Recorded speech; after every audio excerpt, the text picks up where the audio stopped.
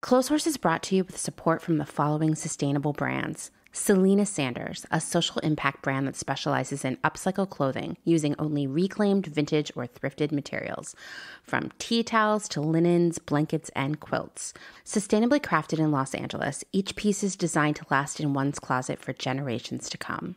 Maximum style, minimal carbon footprint. Salt Hats, purveyors of truly sustainable hats, hand-blocked, sewn, and embellished in Detroit, Michigan. Gentle Vibes, a vintage shop for the psychedelic mind, formerly inside Jeans and Hamtramck with a new Detroit location coming soon. Picnic Wear, a slow fashion brand made by hand in New York City from vintage and deadstock textiles. Picnic Wear strives for minimal waste but maximum authenticity. Future vintage over future garbage.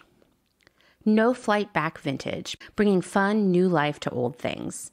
Always using recycled and secondhand materials to make dope-ass shit for dope-ass people. See more on Instagram at No Flight Back Vintage. And Shift Clothing out of beautiful Astoria, Oregon, with a focus on natural fibers, simple, hardworking designs, and putting fat people first. Discover more at shiftwheeler.com.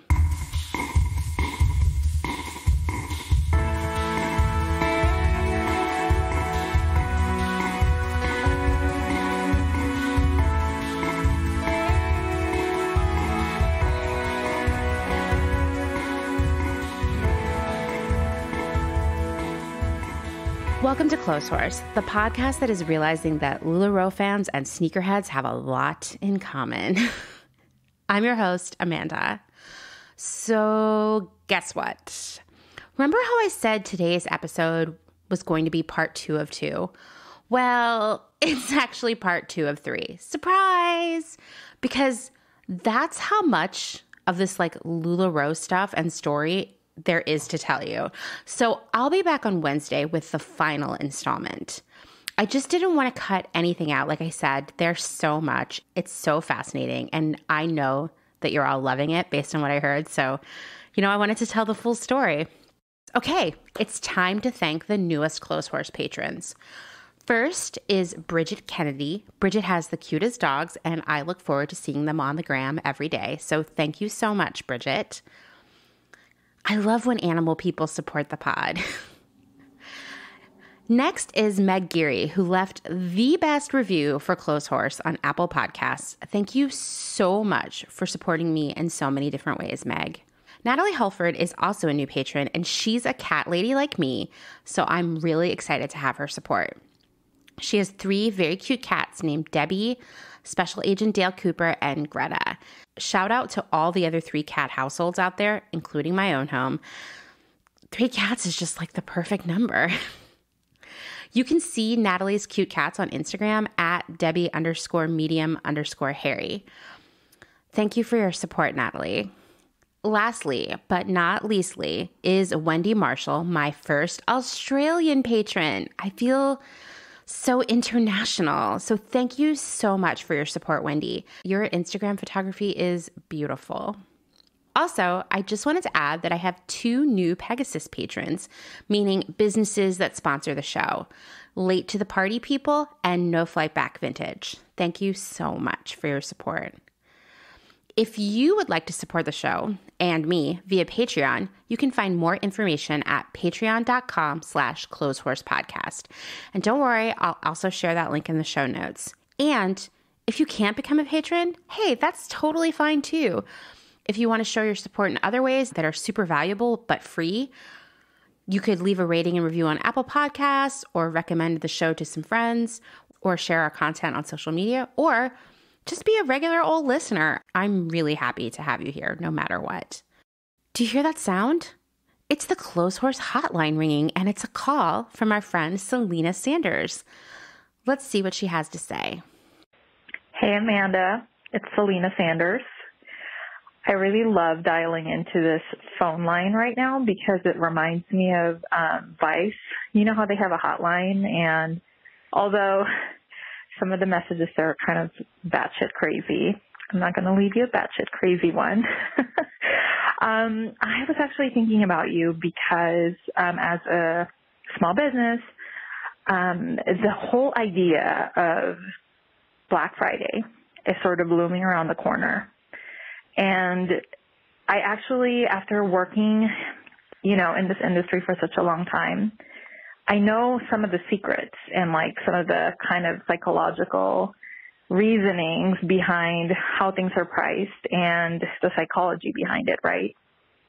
But I feel like because you obviously have been in the merchant role and probably know a lot more about the strategies of Black Friday, I feel like that would be a really good one to cover, and I would be very interested to learn more about this kind of crazy and sort of, I don't know, what do we call it then when it's like almost traditional, I guess, like it's part of the tradition of Thanksgiving and all that stuff.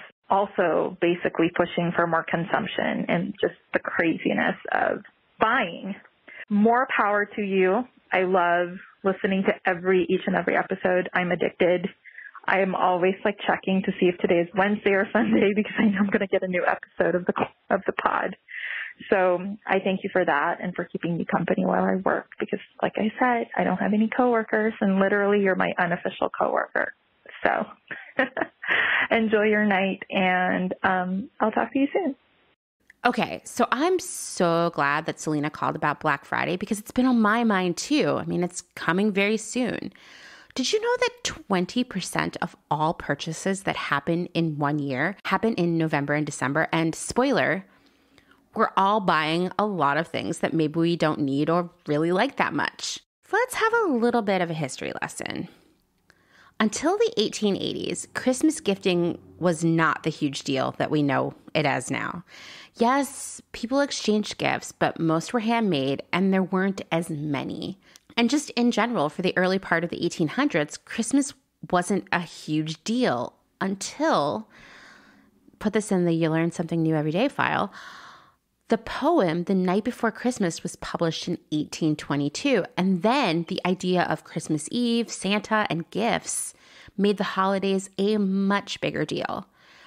In the late 1800s and early 1900s, more and more people were moving to the cities, so they started buying pre-made gifts at stores. And this started the idea of the holiday shopping season. Ironically or not, in 1900, people were already complaining about the commercialization of Christmas, which, I mean, I'm sure they never imagined that people would be starting to line up at Best Buy at 11:50 on Thanksgiving night, or that Christmas decorations would be in the store like immediately when Halloween was over, if not on Halloween day. So we sure have come a long way, baby. Black Friday began to develop in 1939. Here's another, put this in your I just learned this file. When Franklin Roosevelt changed Thanksgiving from the last Thursday of November to the fourth Thursday in November, which effectively added another week to the holiday shopping season.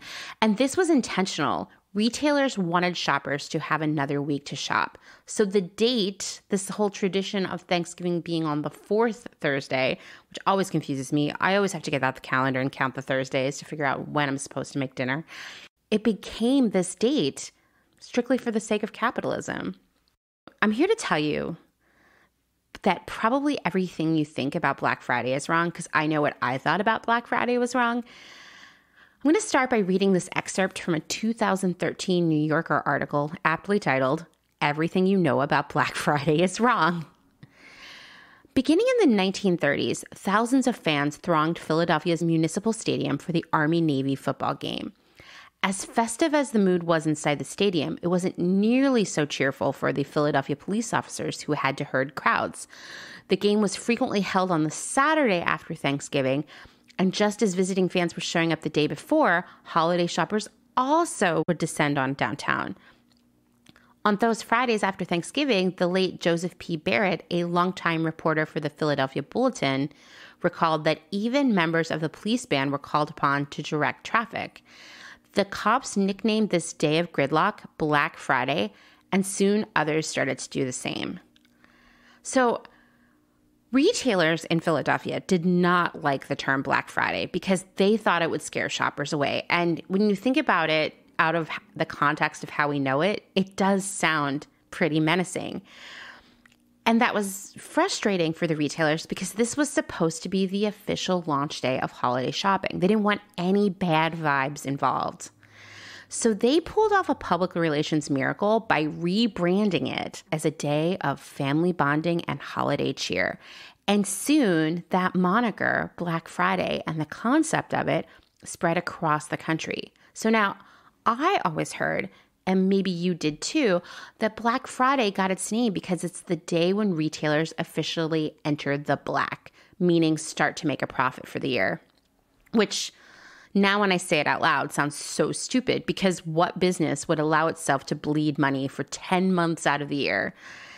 Everything that we think we know about Black Friday was created by the retail industry. I mean, it's not a real holiday, okay? It has no purpose other than to buy and sell stuff, right? Black Friday and Black Friday sales, they existed in the 80s and 90s, but things didn't get this crazy until the century we're in right now. In the early aughts, Walmart did something super crazy and shocking. They opened on Thanksgiving night, and people, I don't know if you remember seeing this or hearing people talk about it, but people lost their minds. Like, is nothing sacred anymore? And I remember there were so many think pieces. People were like, this is more proof that Walmart's the worst business ever. Walmart doesn't care about people. Walmart doesn't care about freedom. Walmart doesn't care about Thanksgiving. Now, many stores are open on Thanksgiving night with all-night doorbusters and other special events. It seems like that won't be happening this year, and I kind of hope it's not coming back. Not that I think that Thanksgiving is some sacred holiday, but as a person who's had to finish dinner really fast and go to work on Thanksgiving night, I just think, doesn't everybody deserve a day off? Like a collective national day off. And I know some people still have to go to work on Thanksgiving, but couldn't we minimize the amount of people who need to go to work on Thanksgiving so we could all just eat food and lay on the couch or watch movies or not eat food and drink a bunch, whatever it is we want to do?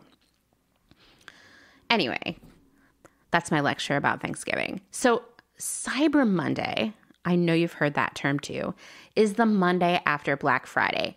And that first arrived in the scene on 2005.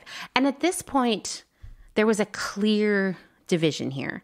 Black Friday was supposed to be all about brick and mortar sales, meaning in stores, while Cyber Monday was intended for online deals. So stores wouldn't do anything on Cyber Monday, websites wouldn't do anything on Black Friday. Well, in the years that I've worked in the fashion and retail industry, I've seen a sort of outward creeping of these shopping holidays, and I'm sure you have too. First, websites adopted Black Friday as well. So suddenly we had this whole weekend of sales between Black Friday and Cyber Monday, right? Then Black Friday spread to Thanksgiving Day as more and more stores either remained open all day or just opened Thanksgiving night after everyone was done with dinner. Some department stores adopted an open 24 hours policy that began at midnight on Black Friday. I'm thinking top of mind of Macy's and Kohl's. And then soon, Black Friday specials were extended through the weekend until Cyber Monday. Then it was the day before Thanksgiving that the sales began. Then the Monday before Thanksgiving, it became known as Black Friday week, Cyber week, sale week, whatever. Then it would turn into a whole week of daily deals starting the Thursday before Thanksgiving. So deal of the day every day. You saw a few people adopt this. Then next year, everyone did. And it just spread and spread and spread. And this year, I received Black Friday emails from several major retailers, including Target, on November 1st, which seemed so crazy and tone deaf to me as we were about to begin an incredibly stressful election. We've got COVID blowing up everywhere, and Target's trying to tell me that on November 1st, I should really swoop up all these deals on toys and clothing for the whole family. Like, no, guys, come on. It's not a good look. It's especially not a good look in 2020 when everything is so bonkers. Okay, so we talked about Black Friday, Cyber Monday. Well, then there's Giving Tuesday. Giving Tuesday is the day after Cyber Monday, and it was created in 2012 as a day for the good people of the world to do some charitable giving after all that shopping the previous days. And on one hand, I'm a huge fan of Giving Tuesday, and I think This is a good day to integrate into your own holiday gift giving and shopping, and it's a great day to lean into if you have a business of your own. But like all good things, I've seen some shady retailers exploit it. You knew that was coming. In recent years, savvy brands have adopted this as another reason to get you shopping. Most retailers have begun offering this like a portion of profits from today will be donated to charity approach. And for the retailers, this can really help ease the drop off in sales after Cyber Monday. I've literally worked for brands who used Giving Tuesday to drive more sales. And it was very strategic. It was very cynical. It was to meet a goal for the month of November that maybe we were missing. And it was really integrated at the last minute after we realized the Black Friday wasn't hitting as hard as we'd hoped. So I know that this really happens. If you want more information about just how beneficial these give back situations can be for a retailer and how unbeneficial they can be for charities, I would suggest you go back and listen to the very first mini-sode that I made like way back in July about cause marketing.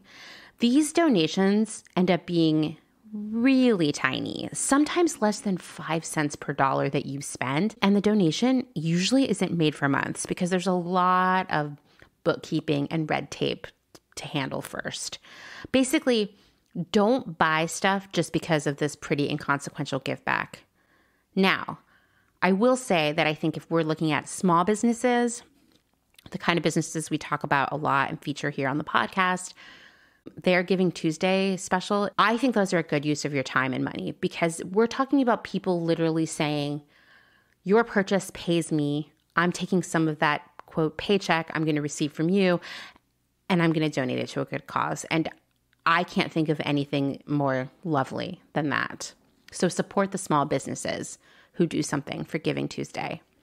It's probably no surprise to you that 5 of the busiest shopping days of the entire year occur between November 21st and the 26th, which is, in general, Black Friday, Cyber Monday period. But with more and more sales being pushed into November because of all these crazy Black Friday, Cyber Monday, sort of like month of deals happening, retailers have started to kind of see a disappointing decline in sales in December. It's like, yes, they're blowing November out of the water, but they want to keep that momentum going. It's greedy, for sure. Another emerging shopping holiday is Green Monday. And this term was coined by eBay in 2007 to describe the best sales day in December, usually the second Monday of December.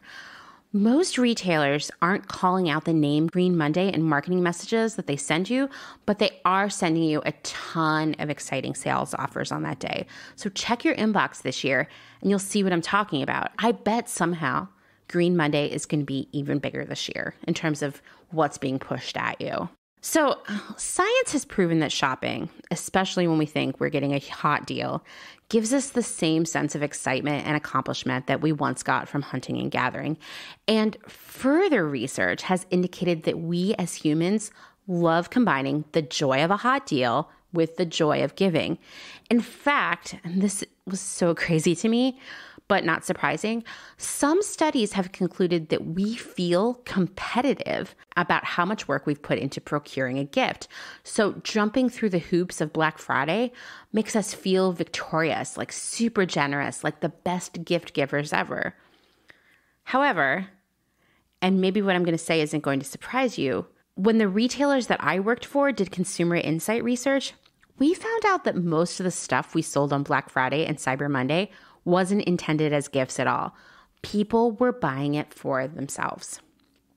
In fact, true gift-giving purchases really didn't pick up until that second week of December, around Green Monday. Sure, there were people out there buying gifts before that, but most of our customers, who I would categorize as Millennial and Gen Z, were just shopping deals for themselves. There's nothing wrong with that, right? You got to treat yourself. But let's talk about these super hot deals for a minute. Well, in summary, they just aren't that great of a deal. The items you buy at 50% off or 75% off or whatever the offer is are engineered to remain incredibly profitable while selling at that super low price that you're seeing.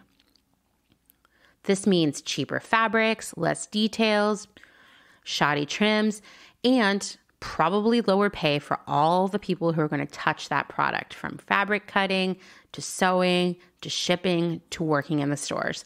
Because if something's that cheap, someone didn't get paid. In some of my jobs, I would plan these promotions that seemed random and lucky to the customer 6 months ahead of time. I performed laborious hindsight on previous holiday sales, figuring out what was a hit, what I should have ordered more of, what could have been cheaper, what could have been more expensive. I mean, I'm looking at it in every direction. And then I use that analysis to determine how I can make the next series of shopping holidays even bigger, even more profitable, and even more exciting. And I was good at it because you know what? I also love a hot deal. I understand how good that can feel. So what would I do? I would work with vendors to substitute fabrics and cut out details so we could get even lower costing for the next round of hot deals. I negotiated discounts based on increased quantity. So I would buy way more units than I thought I could sell because I needed to get that reduced cost to make the deal profitable for the company. In the world of clothing, more units always equal lower pricing. I think that's a really good fact for you to memorize because it's a key to a lot of strange and bad waste that we see happening in the world of fashion and retail. Every single retailer is doing that. They are buying more units than they can sell because they are cheaper. I've talked about the billions with a B, of garments that are made every year but never sold. Black Friday is a big contributor to that wasteful practice. In other situations, we would pull product off the site months in advance, styles that we would call, quote, dogs, meaning that no one was buying them, and then launch them again as if they were brand new around Black Friday, and boom, immediately mark them down as a super hot deal on this, quote, new item. And you know what? It worked. But as I've mentioned before, when something seems cheaper to us, it has less value to us. We won't wear a 75% off dress to a special event. We probably won't think it's valuable enough for a job interview or a date. And so it ends up in the landfill or the thrift store way faster. Even if the buyer was working on developing these styles for 6 months, it's all still fast fashion at its core. We're talking poor sewing, poor fit, a short lifespan, tons and tons of microplastic shedding synthetics. Like, this is the time of year for synthetic fabrics. And then there's all the packaging. It's like a mountain of poly bags, boxes upon boxes upon boxes, probably some dumb hang tags with special safety pins. And while these boxes can be recycled, the use of cardboard outpaces existing recycled resources at this time of year. Like, we're just cutting down trees to make boxes for Black Friday and Cyber Monday. I mean, that makes me sad. And that's not all. There are the deliveries. In 2017, it was estimated that every 93 seconds, a diesel truck left an Amazon fulfillment center. That's a minute and a half. And studies have proven that air pollution increases during these shopping holidays as more and more delivery trucks are dispatched out onto the roads. And so the air is crappy, but guess what else? This can impact neighborhoods that don't have the roads infrastructure for this level of traffic. So we're looking at more potholes, more congestion, and then even more pollution from all the idling trucks and cars stuck in traffic. Oh, I know. Are you getting down on Black Friday? Because I am, for sure. Let's say you just lost your mind on Black Friday and you bought all this stuff. And of course, then later you were like, why did I do that? I'm so filled with regret. So you return everything that you bought on Black Friday. Well, that can double the carbon footprint of your purchase because, it's going on more truck rides. And many online retailers just destroy returns rather than returning them to the inventory. And there's no clear data on that because it's sort of a dirty secret of the industry, but it's also known industry-wide that everyone does that. Some places will sell off the returns to jobbers who might resell them in their own stores, to outlets, on Poshmark. But once again, all this moving, packing, unpacking, blah, blah, blah, blah, blah, consumes a lot of energy, a lot of packaging, and doubles, triples, quadruples the carbon footprint of these garments themselves. So basically, just even more epic waste. It's just a no-win situation. So that's why I'm urging you as a customer to say no to Black Friday and Cyber Monday and all of the other holidays of deals, deals, deals. If something you have been planning to buy for a while is on sale for Black Friday or Cyber Monday, you know what? Go for it. But don't just buy stuff because you are bored or caught up in the excitement, because I promise the better stuff that you will love is probably not part of Black Friday. If you're a small brand like Selina, then I suggest you skip the dumb Black Friday brouhaha and tell your customers why. Explain everything I just said. This is how we educate one another. And just as every purchase is political, so is every sale. However, I would suggest that you as a business owner do something for Giving Tuesday instead by doing a really special charity donation that day. And if you as a customer want to do some shopping, then that's a great day to give some extra value to your purchase. Because I think we tend to think of the value of something being its retail price, but I think it's so much more than that. It's the longevity of the product, the way it makes us feel, and the impact of its existence. That's why buying from small businesses always feels more valuable to me, and probably to you as well. Like, things that I love and treasure the most are the things I bought from small businesses, makers, designers, boutiques, vintage sellers. That's because I know that the purchase impacted the person who made it or sold it to me directly, and it allowed them to continue doing what they love. I mean, that is far more valuable than any brand new 50% off item on Black Friday. So once again, 20% of all the stuff sold each year is sold in November and December. So how we spend our money at this time of year has major impact. As you know, I like to say, your money is as powerful as your vote. So we are doing a lot of voting at this time of year. Let's vote for things we believe in: sustainability, ethics, human rights, the environment, social responsibility, workers' rights. There's even more, right? All of it. That's why I have created the Clotheshorse Buy Better Holiday Pledge. 7 things that we can all pledge to do this year in these crazy 2 months of shopping and giving. First, say no to Black Friday and Cyber Monday. Second, choose Giving Tuesday. Third, give secondhand. 4, buy local. 5, shop small. 6, be mindful of holiday waste. And 7, don't give your money to assholes. I'm going to spend the next few episodes breaking these points down, and you'll also see me talking about it a lot on Instagram. Please consider taking the pledge and encouraging others to do so too. Once again, I'll be regularly posting shareable content about the pledge on Instagram, so it's a great way for you to share it with your friends and family. This crazy year, when everything is so super upside down, it's a great time for us to build new habits as consumers and gift givers. I mean, this could be the jump off to totally changing the fashion and retail industries. So let's make change happen together. If you want to talk about your holiday shopping plans or something else on your mind that you want to share, please call the Clotheshorse hotline. As you can see, it's very easy and fun. And also, it's really just a voicemail, so you don't have to talk to me. The number is 717-925-7417. Call me, all right? Please note that there is a cutoff, like after about 2 minutes, so you may have to call back and I'll just splice it all together like it never happened. Please don't forget to leave a callback number or an email address or even your Instagram handle if I have more follow-up questions for you or want to ask your permission or whatever.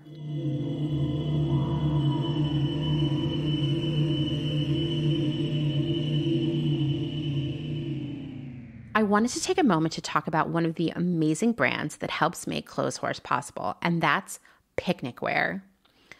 Picnic Wear is a slow fashion brand made by hand in New York City, almost entirely from vintage and dead stock materials. Clotheshorse friend and previous guest Danny, I know you all love her, is the designer and maker behind the brand. She's been making things and sourcing/reworking vintage since she was a teenager in Vancouver, Canada.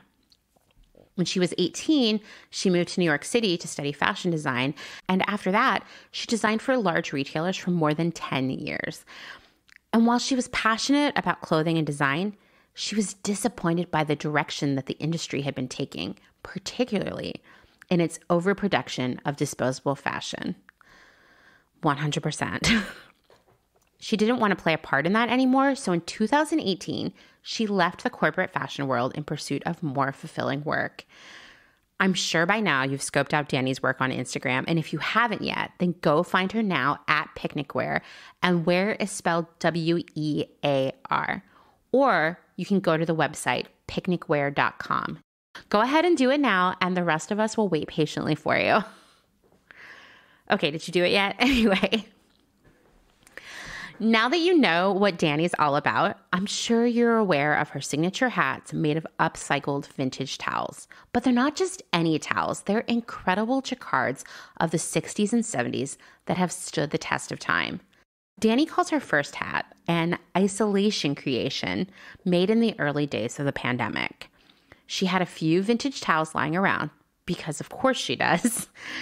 And she had always been inspired by the garments made by women in the 60s and 70s from towels that they had bought at places like Sears. And I've seen these too. If you haven't, do yourself a favor and Google 70s towel dress, because they're amazing and you'll want one. Danny wanted to think outside the box in terms of what she made with those materials. And as a textile nerd, she's continuously inspired by the textures and richness of the amazing vintage towels that she sources. Like, these aren't the $5 towels from Target, okay? These vintage towels were all hand loomed and they are all incredibly unique. And if you've seen one of these in real life, they are just stunning. You're like, you want me to just dry off my body with this towel? Because this is a work of art. She says, quote, just laying out the pattern pieces and determining what portions of the textile to highlight gives me such satisfaction. And you can see this in her work. It's so unique and it highlights the natural beauty of all the materials she uses.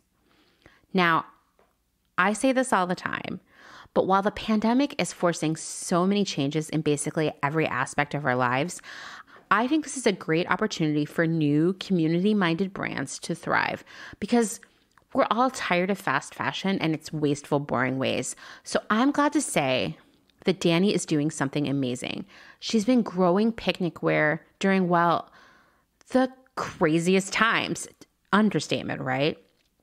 She has 2 other sewists doing production for her, and she takes pride in paying them a living wage, which means more than minimum wage.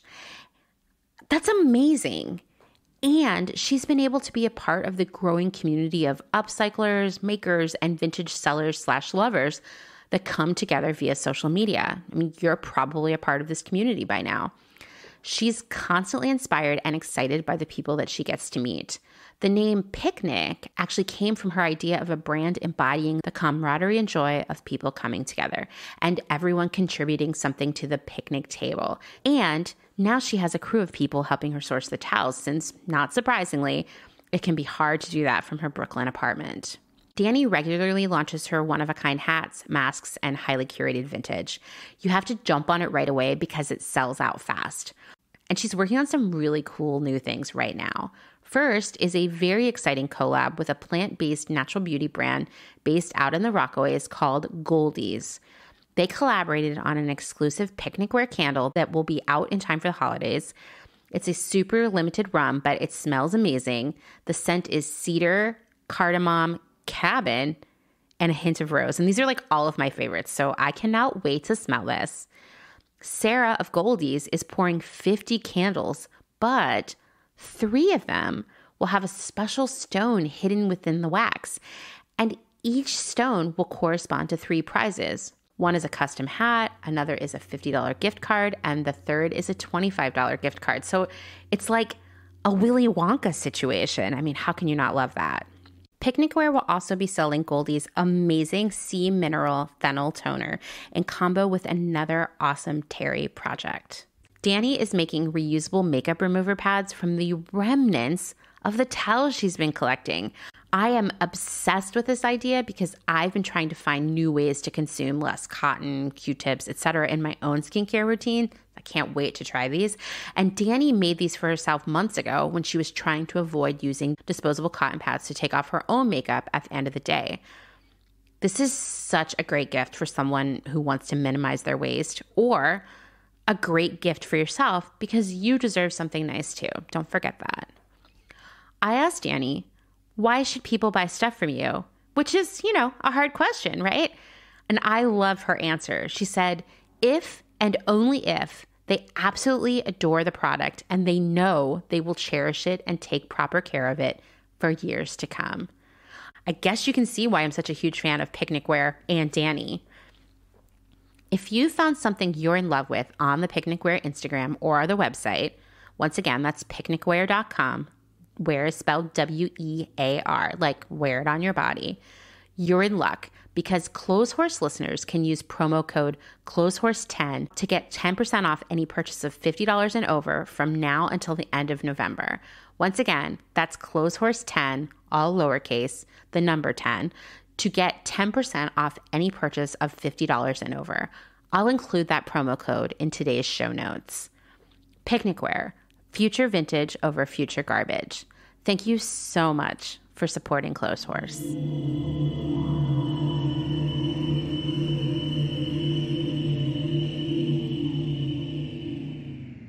All right, are you ready to get down to the main event? If you missed the first half of this Lularoe story, which I guess actually now is a first third, please listen to that last episode before you get into this one. But here are the headlines from that last episode. Lularoe was founded by Mark Stidham and Deanne Brady. It's an MLM, which is a multi-level marketing business that sells leggings and some other clothing items. And most importantly, MLMs are technically legal while pyramid schemes are not, but that line between legal and illegal is, I guess you would say it's kind of nebulous. We're going to talk about that a lot today, again. Kate Willis decided to start selling Lularoe in 2016. She is a real person whose essay about her experience took the internet by storm a few years ago. Unfortunately, that essay has kind of disappeared, as things do on the internet sometimes, but I've been able to piece it together via various articles. Also, I'm adding this in after I've edited everything. Unfortunately, I kept jumping back and forth between Kate and Katie, and I'm really sorry. Katie is the right name, and I promise I'll do better in the future. Kate's experience with Lularoe really mirrors the ups and downs of the company, so let's use her story as a means of sort of outlining it all. Because when I started to try to sort out all of the drama and lawsuits and bad press, I got really overwhelmed. Following Kate's story has kind of helped me rein it in. Okay, so Kate Willis decided to start selling Lularoe in 2016, and this was like the heyday of Lularoe. She was a fan of the leggings, and like many millennials who started slinging for the brand, she was hoping to be able to use the income to pay down her student loan debt. So in March 2015, the year before Kate started selling, there were about 1,000 Lularoe consultants. By 2016, when Kate joined up, the company had more than 60,000 consultants, and it was earning more than $1 billion in revenue. I mean, to say that that's exponential growth is an understatement. I can't even think of an adjective that would convey how crazy this growth is. Mark and Deanne, the founders, had gone from having bad credit and a house in foreclosure to, by 2015, buying a multi-million-dollar ranch in Wyoming and flying all over the country on their private jet. And I cannot emphasize this enough. Just before starting Lularoe, Mark and Deanne had a long history of tax evasion, tax liens, major unpaid debt. I mean, They were a mess. I was going to include the list of all their debts and crazy financial problems in this episode, but it would seriously be just 5 minutes of me reading their credit report to you. It was bonkers. The house that they were living in at the time they launched Lularoe was bought with money that they had to borrow from a friend. That's how bad their credit was. They couldn't even get a mortgage. So these were people who were very bad with money, possibly bad with business, and definitely prone to living outside their means. Okay, but I don't want you to forget about Kate. I just wanted to, remind you of how things were going. So for Kate, at first, it was going really well. She sold a lot of leggings. And soon, she had 15 people selling for her. And remember, this is known as her downline. And so then she would be the upline to those people. Those are two terms I'm going to throw around a lot. And at this point, the Lularoe policy was that she made money off of her own sales, so things she sold to people outside the company, and a 5%, what they call bonus, of each of her downline sales. So remember that 5% is called a bonus. It's such a strange name for it, but that's what they called it. That's what we're going to call it through this episode. It's really not a bonus as much as it's like a cut. I don't know. Anyway, as we discussed in the last episode, this bonus, this downline, is really where you start to make your money when you're working for an MLM. Now, at this point in Lularoe's history, Kate and all of the other, quote, fashion consultants would receive 5% of the total sales that Lularoe made to every new recruit of theirs. Now, let me clarify that again. Katie would receive a bonus of the 5% on every sale that Lularoe made to the recruits under her. And this had nothing to do with selling to customers outside the company. Lularoe didn't care about that. Once the new fashion consultants paid for their inventory, then their job was done. And so that is how the bonuses were calculated. So let's take a moment to talk about that. Because for one, if a fashion consultant is getting 5% of the leggings that their downlines purchase from the company, then it sets up two situations, and both are not so good. First, there's a lot of motivation for this more senior consultant, the recruiter, to help the more junior consultant, the recruitee, to help sell their inventory, right? Yes, I suppose if they coach them through making sales, then maybe they will end up buying more inventory from Lularoe, and the recruiter will get another 5% off of that. But as we've learned, a lot of people start up with MLMs and drop out pretty fast because it's hard.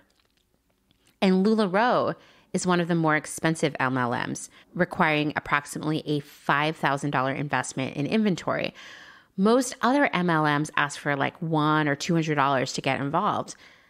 And if you're a recruiter getting 5% of that $5,000 startup investment, well, that's $250 right there that you got just for convincing someone to take the plunge. So one way to make more money could be to just convince tons of people to make that initial investment. So for example, you do that 10 times in a month, you've just made $2,500. So while this might sound like wild speculation, there's actually evidence of this kind of stuff happening pretty regularly. There are multiple blogs and Reddit groups for recovering Lularoe consultants, and oh my God, do they have some stories. There's even one story of an upline paying for, quote, recruits' startup inventory. There weren't really any actual recruits, just people she got to agree to pose as recruits, just so she could get that 5% cut. Then she would keep the inventory and resell it herself. Once again, this upline could pocket $250 for every new recruit. And that's if the new recruit, real or otherwise, only makes the minimum investment. So there is a lot of motivation here to recruit as many people as possible or make up fake recruits. It's kind of smart, actually. Which brings me to another situation that seemed to develop time and time again with Lularoe.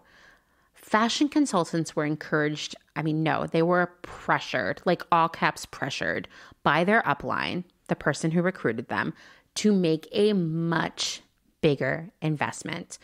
So lots of newbies just went right for it and bought $10,000 worth of inventory to start. And once they got going, they were pressured to buy more and more and more, even if they weren't selling that much. And there were all kinds of tactics to make this happen. Special holiday collections that they just had to have to keep their customers interested, the opportunity to have more sizes to offer the customers, and just this generic, not always true sentiment of, you have to spend money to make money.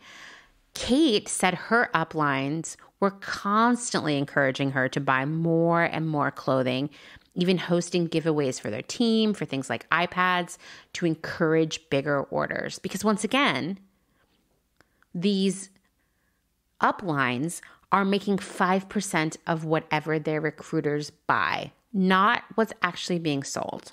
I'm going to keep reminding you of that because this is a really important part of the story. Do you remember in the last episode when I told you the 2 signs that an MLM is actually a pyramid scheme per the Federal Trade Commission? Well, one of them was this: inventory loading, as in requiring or at least intensely pressuring sellers to buy more inventory than they could ever realistically sell. Inventory loading is also known as channel stuffing, which is, that's a cringy name. Not to ruin this episode, but that term, channel stuffing, is going to make another appearance later in this episode. Okay, well, let's continue here. I've read so many stories all over the internet about the kind of financial ruin Lularoe fashion consultants have experienced, and it is devastating.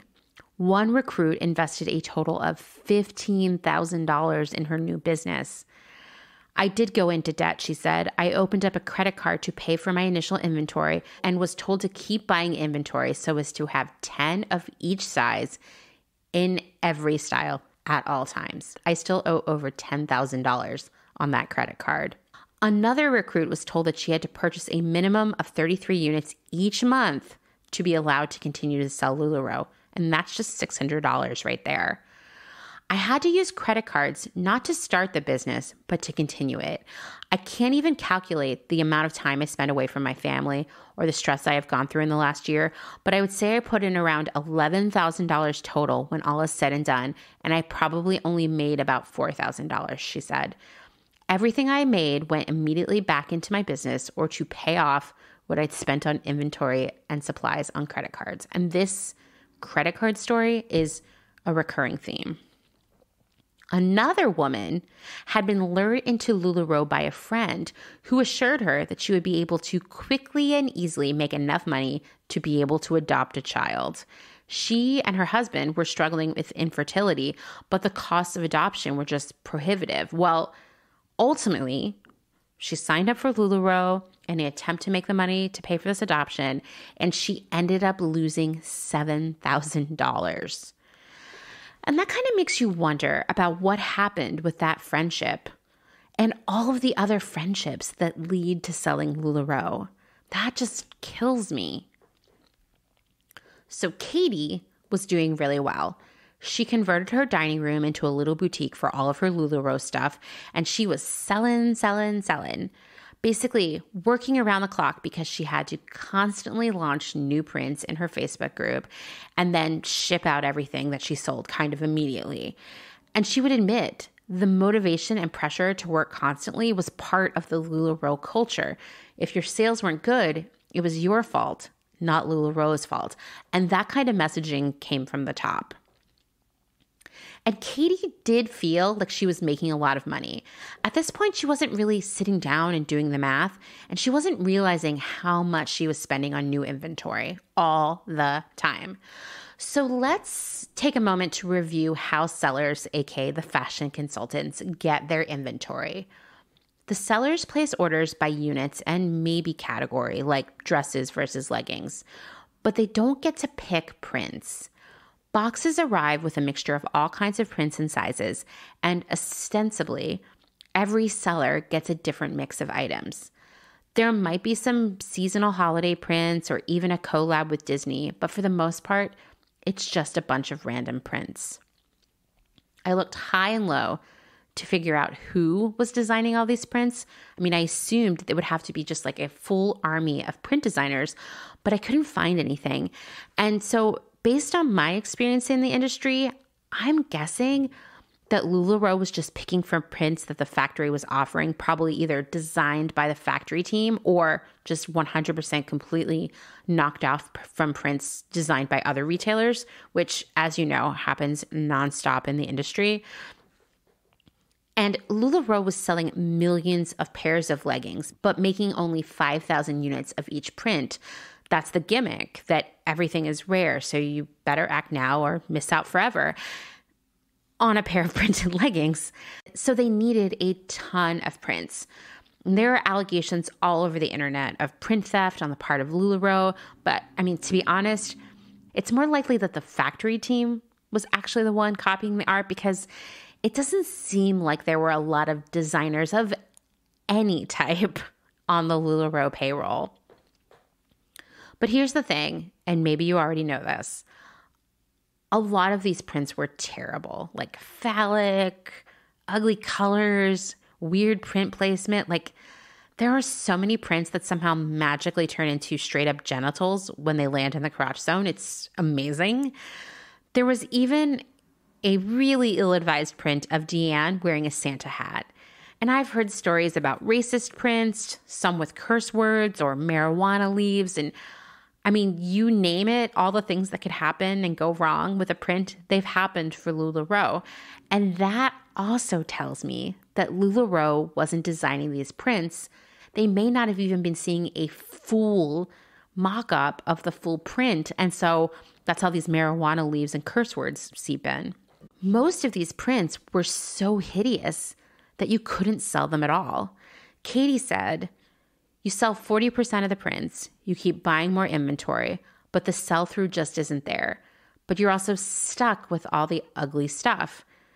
You buy another box, you sell 10 out of the 30 pieces, you're still left with 20, you go in and order more. It's just a constant cycle." So Katie was buying inventory nonstop. And yes, she was selling a lot, but even more was piling up in her house. I mean, she's basically saying for every 30 pieces, 20 stuck around. In the previous episode, I mentioned how the thrift stores here in Pennsylvania are just like bursting with Lularoe. And now I'm starting to see how that happened, right? Okay, so let's talk about Lularoe customers and this kind of cult of Lularoe. And you know by now that accidentally or otherwise, a recurring theme of Clotheshorse is these communities of fans that brands have. We've talked about Delia's, Bath & Body Works, and now Lularoe. Whether or not we should be friends of companies that are in fact not our friends is a whole other episode of the pod, which, now I kind of want to do. Who wants to be a guest for that? Drop me an email. Lularoe was an instant sensation for its, quote, and I hate this term, I'm just going to say it, buttery leggings. And they went with this. Like, this was the corporately approved adjective, buttery. The leggings were buttery. The fabrics were buttery. They fit everyone. They seemed universally flattering. And they were great for chasing kids around and running errands. I mean, they really resonated with the customer. The customers will tell you that wearing Lularoe made them feel confident, like their best selves. And I can appreciate that. I'm going to tell you this. I'm not a fan of leggings. I am definitely not a fan of printed leggings. And in general, I personally do not like the aesthetic of Lularoe. But as we've talked about in the past, and as I will continue to lecture you about in the future, the whole good taste / bad taste thing is really just a more socially acceptable version of classism.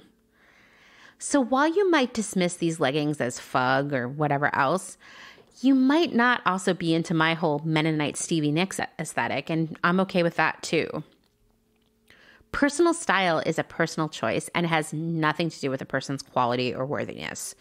So let's just take a moment to remind ourselves that we will stop judging people for being obsessed with Lularoe. If it's hard for you to relate to these women, then I would suggest picking something that you love, like all caps LOVE, and mentally substituting that every time I say Lularoe. For example, I love houseplants. They are one of my simplest joys, and the way I commemorate every special occasion or how I cheer myself up on a bad day is to get a plant. I spend so much time looking at my plants, caring for my plants. They bring so much joy to me. So every time I substitute houseplants for Lularoe, I get really sad thinking about how these women were, pardon my French here, just fucked over because they loved plants so much. Except, wait, they loved leggings, but it's the same thing. So fans loved Lularoe, and this built-in scarcity model, as in there were only 5,000 units of each print out in the world, that made buying them way more exciting. Is this reminding you of Bath & Body Works yet? Because it definitely is me. In fact, Katie, who's the heroine of our story here, would admit that she herself had about 200 pairs of Lularoe leggings before she even started selling them, and that she rarely wore them. She just liked to collect them. She just liked to have them. So Lularoe is not just about the actual clothing. It's also about the collectability. I would say see also Supreme and Nike. So wait, I'm realizing that we are saying that Lularoe fans and sneakerheads are the same kind of people.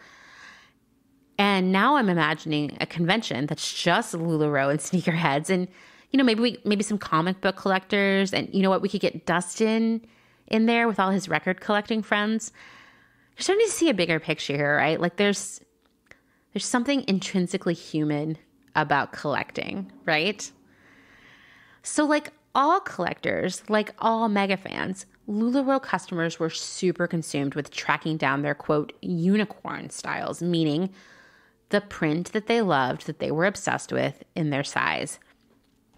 And since every seller was supposedly receiving their own mix of prints and sizes, these customers would obsessively join and monitor multiple Facebook groups. And oh no, yeah, if I haven't mentioned this yet, that was the primary way of selling Lularoe. Basically, sellers would create Facebook groups where they would launch all of their new prints, and then buyers would claim their purchases in the comments. It's pretty similar to how a lot of vintage is being sold on Instagram now. So let's take a pause for a minute, though, to talk about that. I want you to think about all the additional time and money that sellers were investing to photograph and launch these prints. They would need a camera, lighting, maybe a seamless backdrop, a mannequin or a model, Photoshop to edit all the photos, and then the full-time work of launching, and then monitoring comments for sales, then sending invoices, shipping out orders. I mean, this was a lot of work. And it was also a lot of additional upfront investment on things outside of the actual inventory. And then with this constant flow of boxes of product arriving at their houses, they were launching tons of prints every week. Now, these Facebook groups could get crazy sometimes as customers fought over their unicorn prints. And the internet is full of crazy customer stories. I'm only going to tell you one because it just feels like what would happen if George Costanza were a Lularoe fan.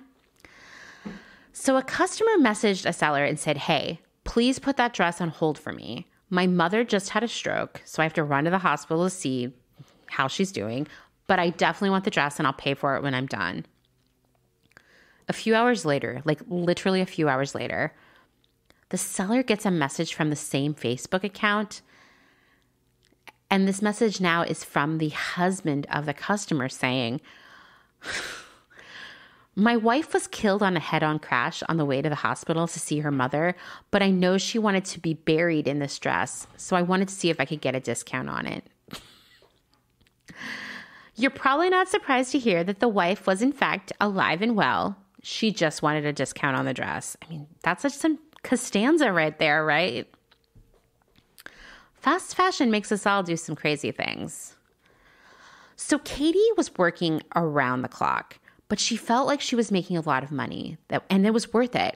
And she was really being drawn into the culture of Lularoe. She attended a Lularoe convention in 2016, and she was impressed by the sense of community and empowerment.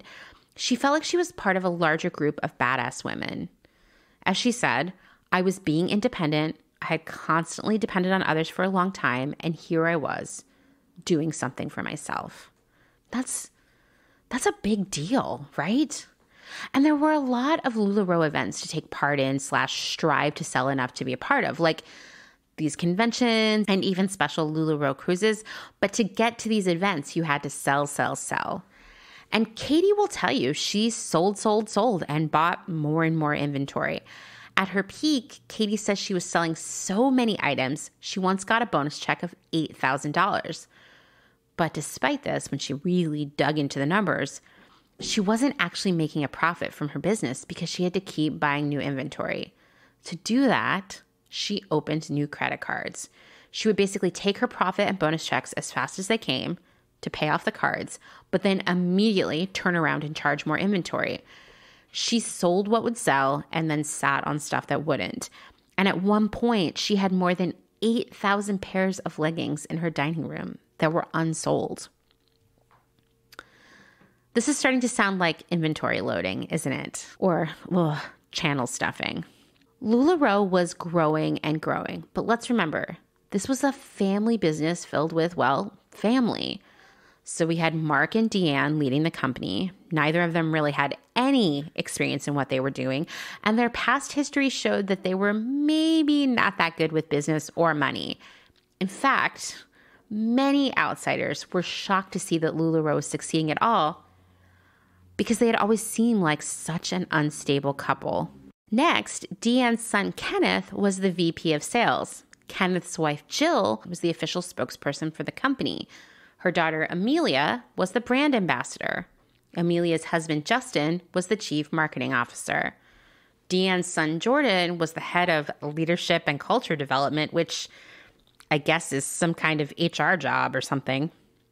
And there were tons and tons of other relatives, spouses, cousins, you name it, working in the office, selling the leggings, running events, and so on.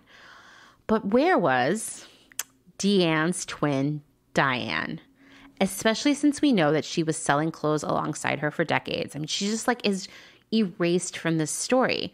But wouldn't your twin, who was your longtime best friend and business partner, be involved? I mean, they got married on the same day. Well, in June 2013, Diane filed an LLC for her own MLM, oh, good Lord, and it was called Honey and Lace. It was eventually renamed Piffany. I don't know which name is worse. In 2019, Lularoe sued Piffany and several ex-consultants, meaning sellers, claiming that Piffany was essentially stealing their consultants. And in February 2019, Lularoe announced that the two companies had come to a resolution mediated by their attorneys. Basically, that, as far as I can tell, that Piffany would stop stealing consultants and selling similar product. It was all a lot of just nonsense talk. I can't figure out what's going on with Piffany now because their website seems to be active, but it's in phase 1 of development, so maybe it's just been stuck there for a while. But it's clothing that would definitely appeal to the Lularoe customer, so I don't know what's going on there.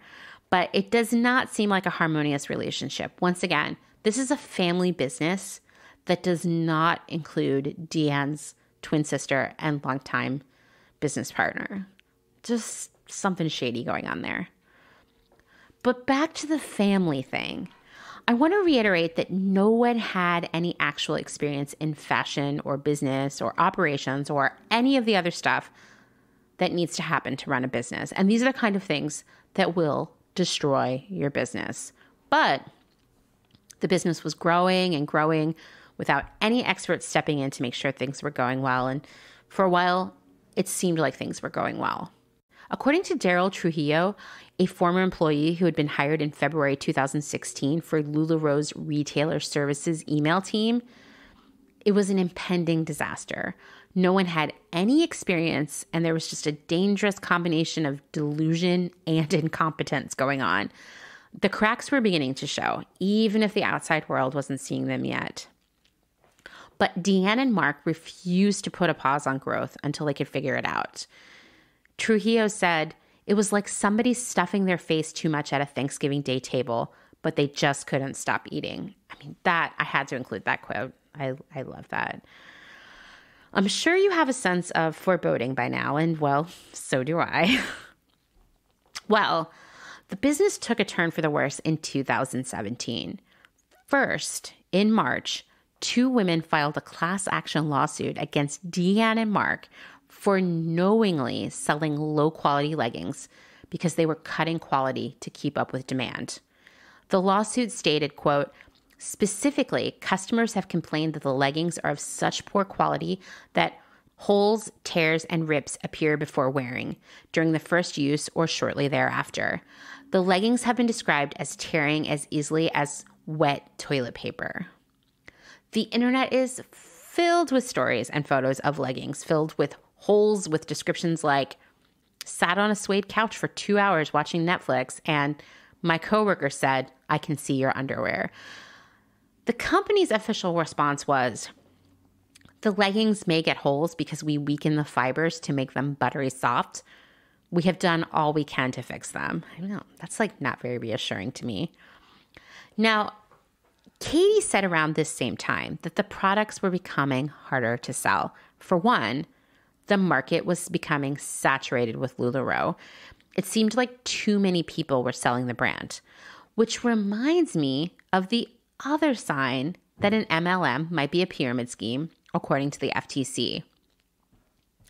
A lack of retail sales because more products are being sold to new recruits than actual customers, probably because the market is too saturated. Well, this is kind of starting to look like a pyramid scheme, right? Too many people selling, corporate forcing sellers to buy more product than they can actually sell. I mean, these are some major red flags. Katie herself had reported receiving a lot of leggings with damages, holes, and even mold during that time. And she reached out to customer service for replacements, but just kind of got the runaround. And other sellers were complaining of the same problem, but their uplines told them to basically suck it up and throw them out without a refund. And they all knew, even Katie, that complaining too much to your upline could have all kinds of repercussions, like being thrown out of a Facebook selling group, which is basically your lifeline for selling to customers, or you could be uninvited to Lularoe events. So sellers just ate the cost. Some did still sell the moldy clothes because their upline said they had to.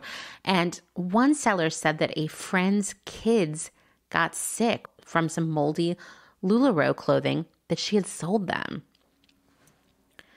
Once again, this business that is built off of women's friendships possibly destroyed so many women's friendships. At the time, there was a lot of discussion that Lularoe had moved to less quality factories to save money and make more inventory faster, which I do believe. But I think, as an expert on how these things can go wrong, I have lived through this, I think these factories were outsourcing to other factories. We've talked about this in the past. If an order is too big for one factory, they will subcontract part of the order to someone else. We heard about that from Selina, with the sandals literally just being made in the street of a town by random villagers. I mean, this happens all the time. I also think that Lularoe was rushing, possibly a little greedily, so they weren't doing any quality inspections. And I would assume that in the warehouse, where these shipments to the sellers were being packed, the warehouse workers saw the quality issues and were told to turn a blind eye. Lularoe definitely knew that they were sending bad product to sellers. Period. That first quality issue lawsuit led to more lawsuits from May to October 2017. 5 more class action lawsuits were filed on behalf of customers all over the country, claiming that Lularoe was knowingly selling defective products to consultants and then refusing to refund them. The 6 cases were eventually consolidated into one large class action suit called Tanya Mack versus Lularoe Inc., which was scheduled for trial this year in October, but it was pushed out due to COVID. And I don't know what's going to happen with that case, but I will say that it could be the final straw for Lularoe because it's pretty huge. 2 more huge policy changes happened that year that really, and I mean really, really, really negatively affected sellers. First, the bonus policy changed. Previously, if you recall, fashion consultants would get a 5% bonus of whatever their downline bought. So whether or not their downline ever sold even a single pair of leggings to a customer outside the company, the upline would make a 5% bonus on what the seller bought. Well, the company kind of just out of the blue changed the policy. The 5% bonus would apply only to what was actually sold to outside customers. Now, instead of getting bonuses based on how much inventory their downlines were buying, consultants would be getting bonuses based on how many pieces their downlines were actually able to sell to actual customers. In later court filings, an executive stated that Mark told him that this policy change was implemented because the company was worried about breaking FTC rules about, quote, channel stuffing. Because guess what? They were 100% channel stuffing because Lularoe was a pyramid scheme. Now, this change was devastating for sellers because they were already hanging on by a thread financially, and now they saw a 75% decrease in their bonuses. Basically, if you were making $1,000 a month in bonuses, now you are making $250. Do the math there. It's a huge loss for these sellers. According to the same executive I quoted earlier, the one who talked about the channel stuffing, this bonus change, quote, had an almost immediate negative impact on the company's revenues. And within 3 months, Lularoe's sales dropped approximately $250 million to around $100 million in August 2017. That's huge, okay? Consultants also began to leave the company just in droves, from 50,000 in early 2017 to 35,000 in September 2018. The other policy change was about refunds for sellers. Previously, any seller that was leaving the company could theoretically get a 100% refund for unsold inventory. Did it always happen? No. Would it happen in a timely manner? Probably not. Would it require a lot of phone calls and nagging? For sure. But now, tons of people were leaving the company all at once. Abruptly, while all this other stuff was going down, the company changed its policy to a 90% refund. And it gave sellers like a tiny amount of time to submit refund requests under the old policy, but it was virtually inachievable. Many, many sellers lost a lot of money. And remember, these people were living off of credit cards. Like, credit cards were funding their business. That 10% might not sound like a lot of money, but let's do the math to figure it out. So earlier, you might remember that Katie said at one point that she had 8,000 pairs of unsold leggings in her dining room. If she could only return 90% of them, that would leave 800 pairs that could not be returned under the new policy. And these leggings cost about $12 a piece. So we're looking at Katie losing $9,600 under this new policy, almost $10,000. And she, like many other sellers, was funding her business with credit cards. So this is like super scary. I mean, it's making my chest hurt talking about it. All right, I'm going to leave this story with that cliffhanger because, well, there's still so much more to tell, so many lawsuits, so many Lularoe cruises, so many ostentatious birthday parties and $1 million cars. So I'll do all of that on the next episode, which I swear, no matter what, will be the final episode of this Lularoe saga. Thank you so much for listening to another episode of Clotheshorse. If you like what you're hearing, please rate and review on Apple Podcasts. And tell your friends. You know, my goal with Clotheshorse is to educate more and more people about what's going on with the stuff we buy and wear. So the more listeners, the more the word is spreading. Thank you to everyone who has shared our content or recommended us on Instagram. I love seeing your shares. I love hearing your encouragement, your suggestions. I love answering your questions. You're all the best. And hearing from you makes me so happy. And by the way, as I've mentioned previously, if you ever want me to share a source for the information that I provide here or on Instagram, please get in touch. I have the world's biggest bookmark folder. I maybe am bragging a little bit. And while I'm not a journalist, I'm super committed to providing you with accurate, true facts and information. So I vet all my sources. Do you have some feedback, an episode idea? I'm always looking for those. Do you want to be a guest on Clotheshorse? Drop me a line at clothehorsepodcast@gmail.com, or you can DM via Instagram at clothehorsepodcast. Once again, if you have a question, please hit me up because I love researching the answer. I love research. If you want to meet other Clotheshorse listeners, join the Clothehorsing Around Facebook group, and I'll share a link in the show notes. We're just getting it started, but I want to see you all there. And don't forget the Clotheshorse hotline. The phone number is 717-925-7417. Give me a call. Even if you just want to say hi or tell me something random. If you know someone who was involved in an MLM, or maybe you've bought something yourself, I would love to hear all about it. Tell me your stories. And don't forget to check out the department. I co-host it with my friend Kim. We talk about trends, taste, our obsessions, weird things that we think are funny, and so much more. I'll share a link in the show notes.